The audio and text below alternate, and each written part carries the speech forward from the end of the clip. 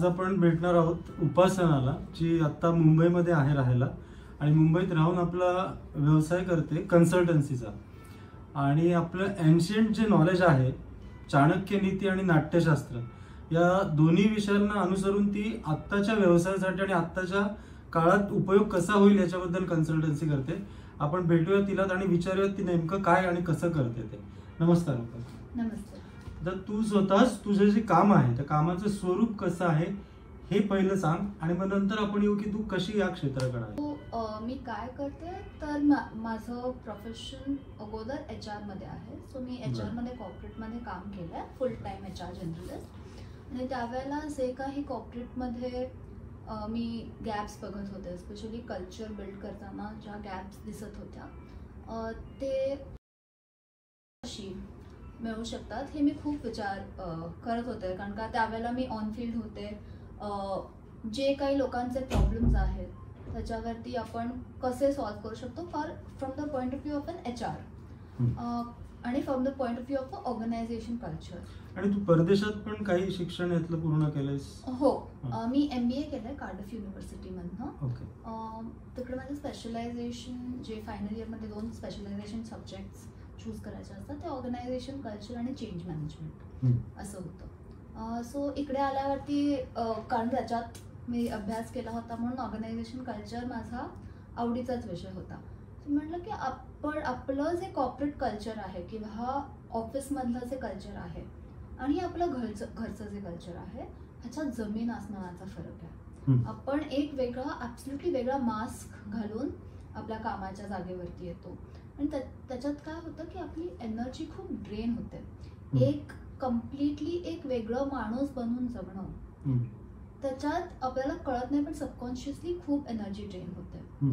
So जर एका माणसाला एकच कल्चर असू शकतं, 2 कल्चर नसू शकतात. सो एक काहीतरी तो ऍक्ट करतोय ते त्याचं नॅचरल नाही आहे. पण म्हणजे sorry to interrupt you, western type आहे कॉर्पोरेट आणि आपण ईस्टर्न आहोत म्हणून हा फरक.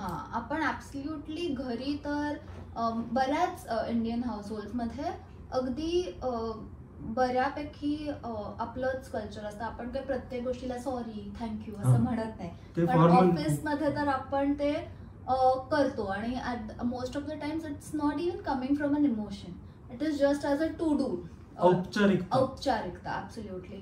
सो मग जर का आपलं ऑर्गनायझेशन कल्चर इंडियन ऑफिसेसची बिल्ड करायची असतील तर ती आपल्या रूट्स मधनं आली तर इट इज बेटर आणि people can connect with it even better. So त्यावेळेला माझा शोध चालू होता काय what will be the better way. त्यावेळेला मी अर्थशास्त्राबद्दल ऐकलं आणि आय गॉट टू नो की अर्थशास्त्र is used in corporate places, it is used in learning and development, it is used for leadership development. देशाच्या अर्थकारणात पण खूप त्याचं. सो अर्थशास्त्र is the science of governance आणि leadership आणि management. Economics is part of it. So 7 parts आहेत अर्थशास्त्रामध्ये, त्याच्यातला एक पार्ट इकॉनॉमिक्स आहे. बाकी वॉरफेअर आहे, नंतर हाऊ टू मॅनेज दुर्ग म्हणजे ऑफिस मॅनेजमेंट, एव्हरीथिंग, सगळं बऱ्याच गोष्टी आहेत त्याच्यात. So that really made me interested and I started working with my mentor on using अर्थशास्त्र in day to day life. इथे मी ज्यावेळेला अर्थशास्त्र म्हणते त्यावेळेला मी कौटिल्य अर्थशास्त्र म्हणते. अर्थशास्त्र कौटिल्यांच्या अगोदरही लिहिल्यात, बृहस्पती अर्थशास्त्र आहे, शुक्राचार्यांचा आहे, बरेच अर्थशास्त्र त्याच्या अगोदरही लिहिले गेलेत आणि त्याच्यानंतरही माझ्या मते काही आलेत. इकडे ज्याला मी म्हणते त्याला मी कौटिल्य अर्थशास्त्राचा रेफरन्स देते. कौटिल्य अर्थशास्त्र आणि चाणक्य नीतीमध्ये काय फरक आहे? अर्थशास्त्र is a science of governance.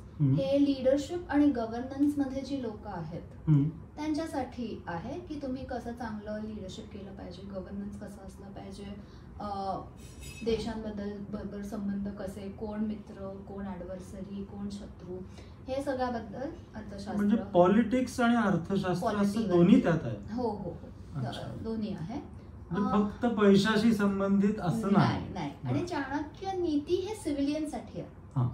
की आपण कसे सिव्हिलियन्स असले पाहिजे पहिलं, आणि दुसरं की आपल्याला राजा चांगला की वाईट हेही एका सिव्हिलियनला माहिती असलं पाहिजे. उगीच डेमोक्रेसीमध्ये तर तेच खूप महत्वाचं. हा, सो त्यावेळेला डेमोक्रेसी नव्हती तरी पण सिव्हिलियन्स वर knowledgeable enough to understand what is good for them and what is not. If it is not then they should know why it is not, so they can एक व्यवस्थित ते आवाज उठवू शकतात. आणि मग आता तू एकतर कोणत्या नावाने आता तुझा व्यवसाय आहे आणि तू एक्झॅक्टली काय करते कॉमन मॅनच्या अंडरस्टँडिंग मध्ये? माझं चालूच आहे राजेश कामत, त्यांचं चाणक्य कन्सल्टिंग इन्साइट म्हणून आहे, त्यांच्याबरोबर काम करते. माझं स्वतःचं ऑर्गनायझेशन डान्स अँड टेल्स आहे. ओके. ज्याचं फोकस नाट्यशास्त्र आहे. सो नाट्यशास्त्र ह्याच्यासाठी की ज्यावेळेला अर्थशास्त्राचा माझा अभ्यास चालूच असताना मला असं वाटलं की मला असं कुठचं तरी शास्त्र हवं जे माझ्या जवळ आहे. माझी डान्स बॅकग्राऊंड आहे, मी भरतनाट्यम डान्सर आहे. सो मग मी नाट्यशास्त्राचा पण अभ्यास चालू केला आणि आय रिअलाइज्ड ते ऑफकोर्स परफॉर्मिंग आर्ट्स आणि ड्रामॅटिक्स बद्दल तर बोलतच आहे, बट ते अजून एक डीपर लेवलवरती जातं. फिलॉसॉफिकल म्हणा, स्पिरिच्युअल म्हणा किंवा डे टू डे लाईफच्या गोष्टींसाठी कसं, तर it helps us to understand how to play the roles that we do in our life. वेगवेगळे रोल्स. योगशास्त्र ना ते अख्खं आपल्या इंटरनली आपण कसं असलं पाहिजे, हेल्थ, माइंड कसं स्टडी ठेवायचं, इंटरनली आपल्याला बेसिकली अलाइन करायला हेल्प करतं. अर्थशास्त्र एक लिडरशिप माइंडसेट आणि कुठच्या सिच्युएशन मध्ये कसं थिंक करायचं ह्याच्यासाठी मदत करतं, डिसिजन मेकिंग साठी मदत करतं. वेल नाट्यशास्त्र ते मॅनिफेस्ट कसं करायचं, अच्छा, तो रोल प्ले कसा, कम्युनिकेशन, त्या रोल मध्ये कसं वागलं पाहिजे, काय घातलं पाहिजे, ह्या तिन्ही म्हणजे एक तुमच्या आतलं, एक तुमचे माइंडसेट आणि काय म्हणतात decision making, leadership quality, different roles मध्ये कुठच्या स्ट्रॅटेजीज शिकतात, कुठच्या नाही, ह्याच्यासाठी अर्थशास्त्र आणि नाट्यशास्त्र हे सगळं माहिती आहे. बट आता ते पुढे आणायचं कसं, दोन्ही शास्त्रांचा आधार घेऊन तुम्ही तुम्ही स्ट्रॅटेजी तयार करून देता. हो हो. बेसिकली आम्ही ऑर्गनायझेशन्सना ट्रेन करतो. अच्छा, ट्रेनिंग. हा, माझं majorly me learning and development मध्ये आहे. डान्स अँड टेल्स हे लर्निंग अँड डेव्हलपमेंट मध्ये स्पेशलाइज करतं. कुठचेही तुमचे ट्रेनिंग असतील, कम्युनिकेशन म्हणा किंवा इंटरपर्सनल लेवलचे म्हणा किंवा emotional intelligence, organisation culture, change management, agility, ह्या सगळ्या गोष्टी सगळ्याचे मॅट्रिक्स दिलेत, प्रोसेसेस दिल्यात, सिस्टम्स दिल्यात, वेस्टनी पण दिल्यात, आपल्या स्वतःच्या पण आहेत. आता त्या प्रेझेंटेशन वरती बघणं एक गोष्ट असते आणि त्या प्रेझेंटेशनकडे बघितलं की आपल्याला असं वाटतं अरे वा हे छान आहे, ते छान आहे. बट ज्यावेळेला ऍप्लिकेशन मध्ये येतं त्यावेळेला खूप कमी त्याचं ऍप्लिकेशन, त्या लर्निंगचं रिटेन्शन रेट खूप कमी आहे. कारण का जिथपर्यंत आपण स्वतः ते एक्सपिरियन्स करत नाही ना तिथपर्यंत ते लर्निंग ऍप्लिकेशन मध्ये कन्वर्ट होणं खूप रेअर आहे. थिअरीपेक्षा प्रॅक्टिकल. नाट्यशास्त्राचा पहिला चॅप्टर मध्ये नाट्यशास्त्र असं म्हणतं की नाट्यशास्त्र हे पंचम वेद आहे, 4 वेद आहेत, त्याच्यात खूप छान विस्डम आहे, खूप छान नॉलेज आहे, पण ते प्रत्येक माणसापर्यंत पोहोचू शकत नाही बिकॉज ऑफ द कॉम्प्लेक्सिटी. नाट्यशास्त्र का बनलंय हे कॉन्टेक्स्ट सेट करतो. ओके, त्याच्यात खूप मोठी स्टोरी आहे, त्याच्यात आपण नको जाऊया. पण त्यात नाट्यशास्त्राला पंचम वेद असं म्हटलंय का, तर 4 वेद आपले होते. त्यांच्यात खूप आपण समाजात कसं राहायचं, स्वतःसाठी कसं राहायचं, मोक्ष प्राप्ती कशी करायची, बऱ्याच. हा, म्हणजे माझं वेदांमधला फार अभ्यास नाही, पण जेवढं काही मला कळतं तेवढं. मग नाट्यशास्त्र का बनलं, तर ऍक्च्युली जो माणूस म्हणून जन्म घेतो, प्रत्येक माणसाला ह्या नॉलेजचा ऍक्सेस असला पाहिजे जे वेदांमध्ये दिलंय. आता त्यांनी तो घ्यायचा का नाही ही त्याची चॉईस आहे, पण ऍक्सेस तर असला पाहिजे. हे आपल्या सिव्हिलायझेशन मध्ये, भारतीय सिव्हिलायझेशन मध्ये हे मस्ट आहे की पुरुषार्थ प्राप्तीचा ऍक्सेस प्रत्येकाला असला पाहिजे. मग आता जर का वेदांमधलं हे कॉम्प्लेक्स लिहिलेलं नॉलेज कळत नसेल तर मग ते सिम्प्लिफाय करायचं. मग ते नाट्य थ्रू सिम्प्लिफाय करून लोकांपर्यंत, लास्ट माइल पर्यंत ते पोचलं पाहिजे. लर्निंग अँड डेव्हलपमेंटसाठी no better tool than this. म्हणजे एक लिमिटेड टर्म नाही. एक्झॅक्टली. कारण का ज्यावेळेला तुम्ही एक गोष्ट स्टोरीनी समजवता, एक गोष्ट एक्सप्रेशननी समजवता, एक गोष्ट सुरांच्या ह्या सगळ्या गोष्टी, ती गोष्ट तुम्हाला खूप जास्त लक्षात कल्पना होती की शास्त्र फक्त काही खास लोकांसाठी. पहिल्या चॅप्टर मध्ये त्याला सर्व वारणेक असं म्हटलंय. हे आपण कम्युनिकेशन टूल्स, एरिस्टॉटल मॉडेल, ज्यावेळेला आपण मॅनेजमेंट वगैरे शिकतो त्यावेळेला कम्युनिकेशन टूल्स हे आपण शिकतोच. सो ह्याच लँडमधनं आलेले टूल्स का नको शिकतो. सो एक तर आपल्याला ते इझिली कनेक्टही होतात, कारण का आपली जी काही आपली भाषा असेल, मदर टंग मातृभाषा असेल, जी काही असेल, फायनली कुठच्याही प्राकृत भाषेचा उगम हा संस्कृत मधनं झालाय. सो आपल्याला ती लँग्वेज जितकी आपल्याला वाटते ना आपल्याला कळत नाही तेवढी ती ऍक्च्युअली नाहीये. तुम्ही एक सेंटेन्स संस्कृत मधला वाचला तर 2 शब्द तरी तुम्हाला कळणार. आणि सेन्स ऑफ बिलॉंगिंग पण असतो आपली भाषा. सेन्स ऑफ बिलॉंगिंग आपल्या डीएनए मध्ये एन्कोडेड आहे तो. सो टूल्स आहेत. आणि टूल्स आज ज्या आपण गोष्टी बोलतो आहोत की मी सांगायचा खूप प्रयत्न करते, समोरच्याला कळतच नाही, किंवा मी कमांड दिलाय किंवा मी सांगितलंय काय करायचं तर त्यांनी नाही केलं, त्याच्यात माझा काय प्रॉब्लेम. हे जे काही आपल्या रेग्युलर लाईफ मध्ये प्रॉब्लेम्स येतात त्याच्या सगळ्यासाठी सोल्युशन्स नाट्यशास्त्रामध्ये आहेत की कम्युनिकेशन कसं केलं पाहिजे की त्याच्यात सहृदयता होईल, म्हणजे 2 हृदय एकमेकांना समजतील. ओके.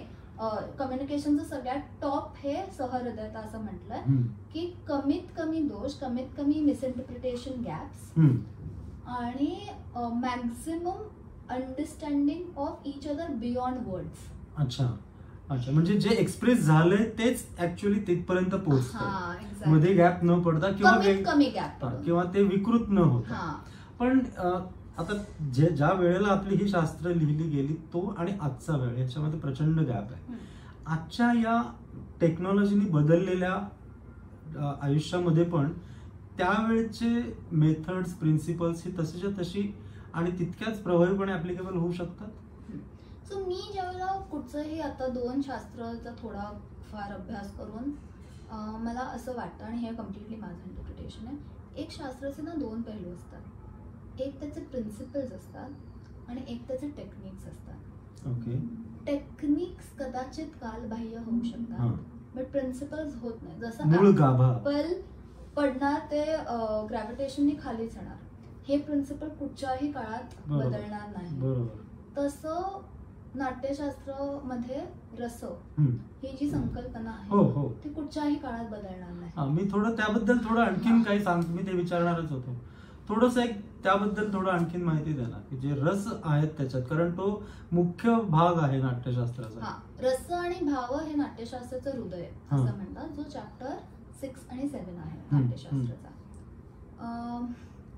बेसिकली रस म्हटलं ते आपल्याला काय येतं की ज्यूस, राईट, कशाचं तरी एसेन्स, कशाचं तरी अगदी सार, अर्क.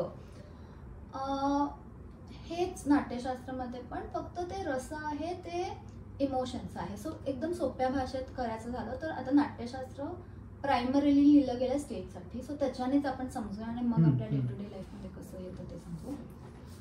ज्यावेळेला एक परफॉर्मर, नटपात्र ज्यावेळेला त्याची ऍक्टिंग करतो, परफॉर्म करतो, त्यावेळेला तो भाव क्रिएट करतो. ओके.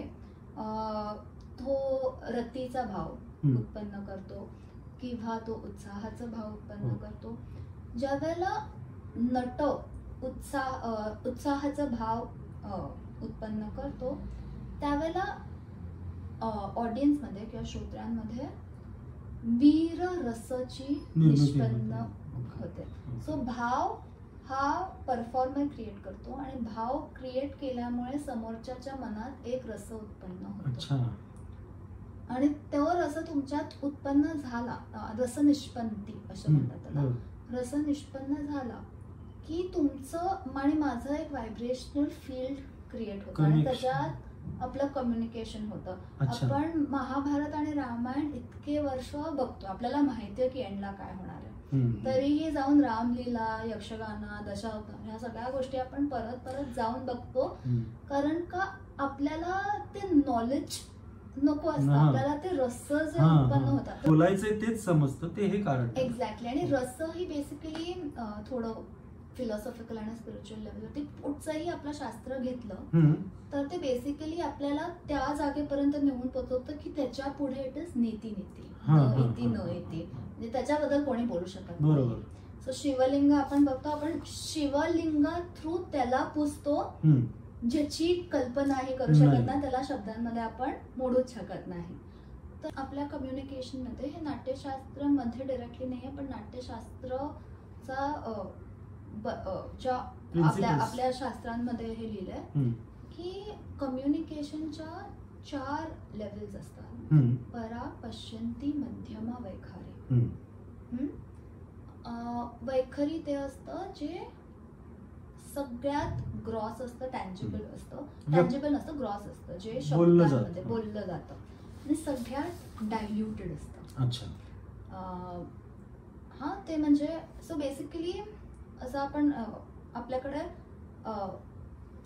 असं म्हणलं जातं की सगळं एकातूनच निष्पन्न झालंय. सो जो परा असतं ते कोर असतं. ओके, त्याच्यातून आपल्याला एक एनर्जी म्हणू शकतो किंवा काहीतरी निर्माण होतं, त्याला पश्यंती असं म्हणतात. म्हणजे कधी कधी आपण विचार करतो की हा विचार मला आला, मला माहितच नाही कुठून आला. म्हणजे परा म्हणजे अव्यक्त, अव्यक्त, आणि त्याला काही म्हणजे इट इज द होल, जसं अद्वैत आपण. आणि जे पश्यंती म्हणालीस ती पहिली स्टेज म्हणजे ते कॉस्मॉस असतं, ते पश्यंती हे त्या इंडिव्हिज्युअलचं होतं. तरी एक्सप्रेशन काय म्हणतात ते, परमात्मातून जसं जीवात्मा होतो तसं ते होल मधनं त्या इंडिव्हिज्युअल कडे ते जातं. तरीही त्याला अजून काही फॉर्म किंवा काही नसतं ते. हा, मग परा, पश्यंती, मध्यमा, मग ते थॉट मध्ये कन्वर्ट होतं, आणि ते थॉट मध्ये कन्वर्ट झाल्यानंतर मग ते शब्दांमध्ये वैखरी. हा, आणि काय म्हणतात, not essentially every pashyanti ends up in vaikhari. हा, म्हणजे आपले प्रत्येक थॉट पण आपल्या स्पीच मध्ये कन्वर्ट होत नाहीत all the time. So communication सगळ्यात स्ट्रॉंग म्हटलं जातं ते पश्यंती लेवलवरती जे कम्युनिकेशन होतं, एनर्जी लेवलवरती, जे आपण टेलिपॅथी आणि ह्या गोष्टी म्हणतो त्या लेवल, त्यालाच आपण म्हणतो भावना समजून घेणं. हा, ते न व्यक्त करता ते वैखरी. ते मध्यमा, त्याच्या पुढची. ही तर संतांची पश्यंती लेवल किंवा परा लेवलवरती ते संत महात्म्यांचं. पण आपण जरी मध्यमा आणि वैखरीवरती काम केलं ना तरी खूप उपयोगाचं आहे. आणि ते सोपं नसतं, कारण का आपल्याला हे खूप उशिराच कळलंय आपल्या आयुष्यात. प्रॅक्टिस. पहिले ती थिअरी कळली आहे. बरं, ह्या सिव्हिलायझेशनचं असं झालंय की आपल्याकडे इतक्या उत्तम गोष्टी लिहून ठेवल्यात, बट ते प्रॅक्टिस मध्ये नसल्यामुळे थिअरी आणि ऍप्लिकेशन मध्ये खूप मोठं गॅप आहे. सो आज ते परत ते कसं करू शकतो, सिम्पल मेथडॉलॉजीज काय, त्याच्यावरती काम चाललंय. बट द बेस इज ह्या लेवलवरती आपण एकमेकांना अंडरस्टँड करू शकलो तर उत्तम आहे. तर सहृदयता होऊ शकते. एक सहृदयता मॉडेल म्हणून बनवलंय, सिस्टम बनवली आहे आम्ही, जी ट्रेनिंगसाठी वापरतो. की सहृदयता कशी होऊ शकते ती मी हवं असेल तर ते स्लाइड दाखवते, तुम्ही ते दाखवू पण शकता. म्हणजे हे कॉर्पोरेट ना कम्युनिकेशनसाठी. आणि दुसरं तर थोडंसं रिमोट वाटेल कदाचित, पण या दोन्ही गोष्टींचा आणि आत्ताचं जे स्ट्रेस रिलेटेड इश्यूज आहेत याचा काही उपयोग किंवा नाट्यशास्त्राच्या वर्सेस ना कारिका असं म्हणतात. सो ते वर्सेस आहेत. जसं त्याच्यात असं लिहिलंय की तेही कितीही सर्ववर्णिक म्हटलं तरी थोडंसं तुम्हाला बुद्धी वापरून त्याचं कुठे ऍप्लिकेशन करायला लागतं. मॅस्लोज हायरार्की हे जर का बघितलेत तर मॅस्लोनी 2दा तो ट्रायंगल दिलाय. एक व्हर्जन 1 आहे आणि मग पुढे जाऊन त्यांनी एक व्हर्जन 2 असं दिलंय. व्हर्जन 2 मध्ये ट्रान्झेंडन्स म्हणजे म्हणतात ना आपल्याला फायनल आपलं पर्पज आणि आपण स्वतःशी जे आपलं कोअर आहे त्याचं अलाइन व्हायला ट्रान्झेंडन्स असं म्हणतात. त्याच्या अगोदरची नीड जी म्हटली ती एस्थेटिक्स नीड म्हटली. सो ह्या नीडला नाट्यशास्त्र कॅटर करतं. सो आणि एस्पेशली आता ह्या एआयच्या जगात ज्यावेळेला AI and machine learning and robotics is going to take up all the work, लोक परत विचार करणार in the meaning of life. त्यावेळेला इफ वी सी नाट्यशास्त्र, सौंदर्यशास्त्र खूप जास्त जोरात येतं, त्याचा रोल येतो. हा येणार, कारण का आता माझं काम is not defining me.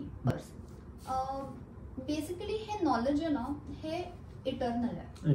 So ते तुम्ही कुठच्याही काळात कुठच्याही स्टेप ऑफ लाईफमध्ये असाल, स्टार्टअप असेल किंवा तुमची मोठी MNC असेल, ह्याचा उपयोग आहेच आहे.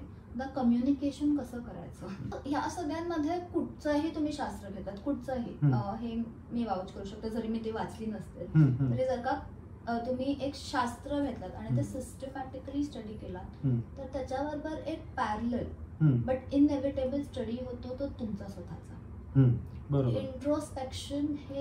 इंट्रोस्पेक्शन स्वाध्याय केल्याशिवाय कुठचंही शास्त्र तुम्ही शिकूच शकत नाही.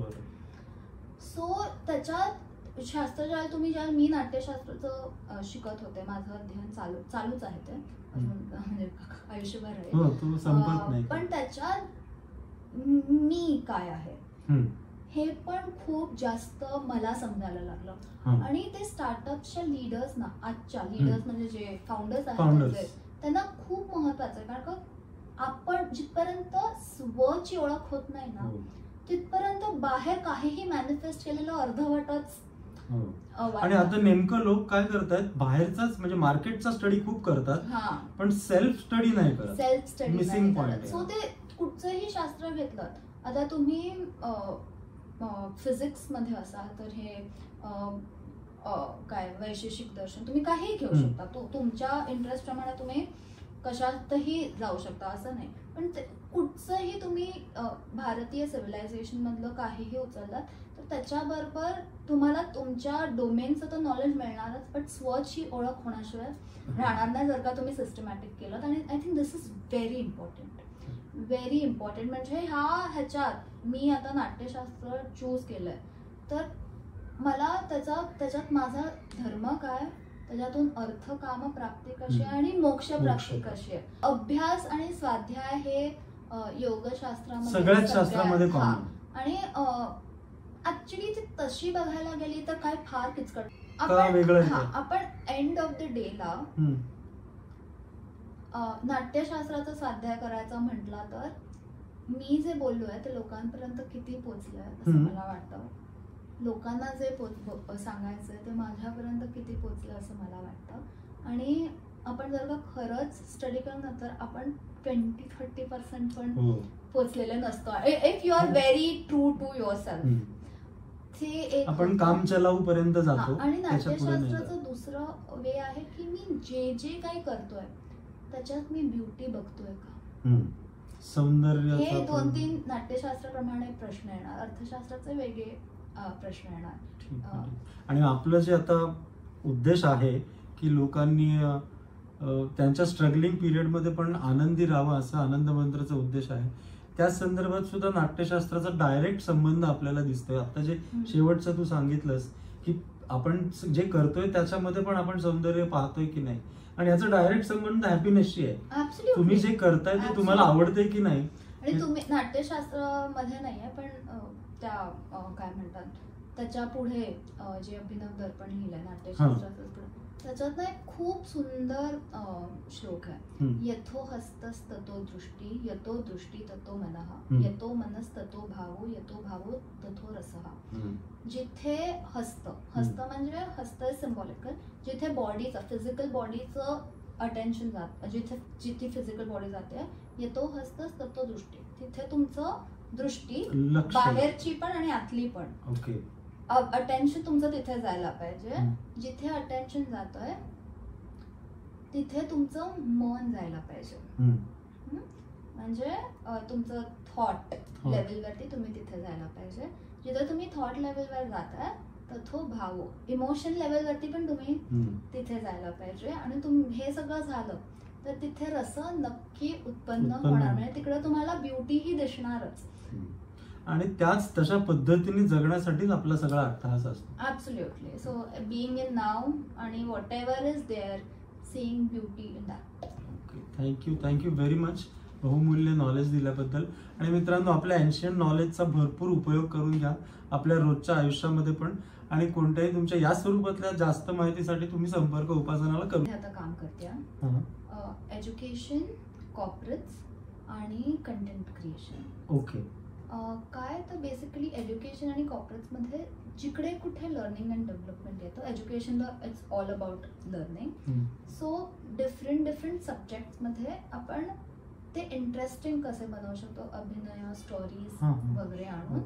सो त्याच्यासाठी आतापर्यंत मी कॉलेजेस बरोबर काम केलं, बट थोडे आता स्कूल प्रोजेक्ट्स पण चालू होतात. सो जर का तुम्हाला असं वाटत असेल की तुमचं लर्निंग एकदम मोनोटोनस होत आहे, ते सब्जेक्ट्स इंटरेस्टिंग बनवायचे आहेत, so that's where we work. कॉर्पोरेट्समध्ये ट्रेनिंग आणि डेव्हलपमेंट कसे इंटरेस्टिंग बनवायचे, how to go beyond presentation, how to make the activities interesting, culturally rooted, and employee engagement असो किंवा रिअल ट्रेनिंग, ते इंटरेस्टिंग कसं बनवायचं आणि ते नॉलेजचं ॲप्लिकेशन मॅक्झिमम कसं होऊ शकतं ह्याच्याकडे प्रयत्न आहे. आणि कंटेंट क्रिएशन, नाट्यशास्त्र प्रिन्सिपल्स येतं की what is a good content, what are the parameters, what are the benchmarks of good content, okay, how are we supposed to create that content, and who is the right person to create that content. So हे policies, त्यांच्या policies मध्ये आणि त्यांच्या trainings मध्ये आम्ही incorporate करतो. Okay, thank you.